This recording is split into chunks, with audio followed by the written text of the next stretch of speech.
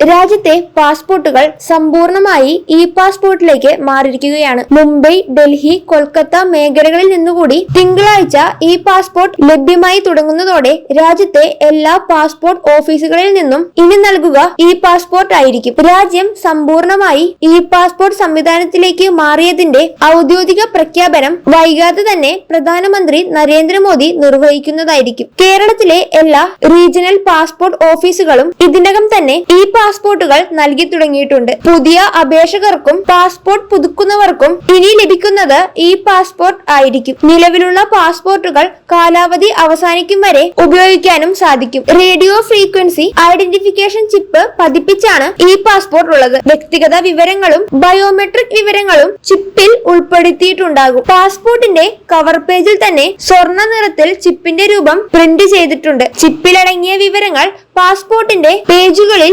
അച്ചടിച്ചിട്ടുണ്ടാകും. വിമാനത്താവളങ്ങളിലും രാജ്യാന്തര അതിർത്തിയിലും വേരിഫിക്കേഷനും ഇമിഗ്രേഷൻ നടപടികളും മറ്റും എളുപ്പമാക്കുന്നതിന് ഈ പാസ്പോർട്ടുകൾ സഹായിക്കുന്നതാണ്. വ്യാജ പാസ്പോർട്ട് ഉപയോഗിച്ചുള്ള തട്ടിപ്പുകൾ നടന്നു വരുന്നുണ്ട്. ഇത്തരത്തിൽ ഈ പാസ്പോർട്ട് ആക്കുകയാണെങ്കിൽ വ്യാജ പാസ്പോർട്ട് തട്ടിപ്പ് തടയാനും സഹായിക്കുന്നതാണ്.